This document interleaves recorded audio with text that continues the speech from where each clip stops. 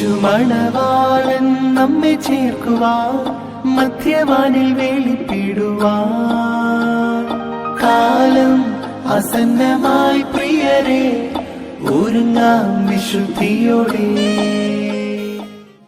June 13 feast ആഘോഷിക്കുന്ന നമ്മുടെ പ്രിയപ്പെട്ട ടോണിയത്തിന് happy feast day. Happy feast day ടോണിയച്ച. Happy feast day dear ടോണിയച്ച.